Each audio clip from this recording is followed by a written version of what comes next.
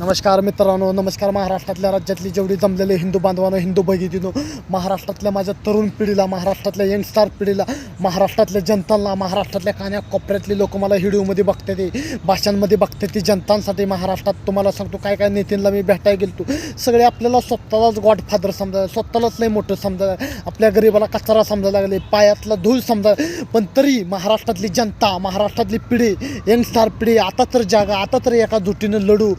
आपण म्हणजे आपणच नाही, अरे सगळी तुम्ही सपोर्टमध्ये आलं तर ग्रॅज्युएशनमध्ये आपण काय तर करू शकत. भविष्यासाठी, महाराष्ट्रातल्या युनिक पिढीसाठी, तरुणांसाठी अरे प्रत्येक जणाला भेटायला जातो, प्रत्येक जणांची मुलाखत घ्यायला जातो. त्यांची महाराष्ट्रातल्या गोरगरिबांच्या अडचणी येते त्या गोरगरीब मरतो आपला कष्ट करून हे करून.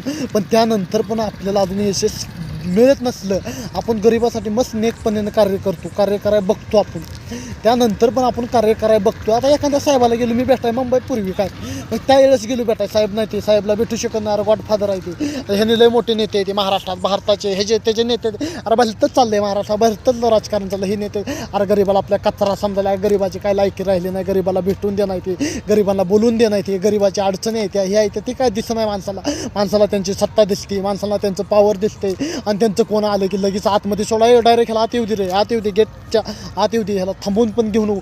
महाराष्ट्रात हेच चाललं आहे. आणि गरीबाला एक सामान्य कार्यकर्ता चांगले जातो, फिरतंय ते फिरते, जनतांसाठी मरतंय ते मरते, धर कार्य करते महाराष्ट्रातल्या जनतांसाठी, महाराष्ट्रातल्या येणाऱ्या पिढीसाठी, महाराष्ट्रातल्या भविष्यासाठी. पण आजकाल तुमच्या लोकांनी मला सपोर्ट केला, तुमच्या लोकांनी मला हात लावला तर मी काय तर करू शकत आहे. भविष्यात मी काय करणार आता? मी लढायचं ते लढतोय, मी प्रयत्न ते करतोय, मी कोणाला घाबर, या सगळ्या अंगावर घेतले, मी मराय बसलोय जनतांसाठी, महाराष्ट्रातल्या तरुण पिढीसाठी. जय हिंद, जय महाराष्ट्र.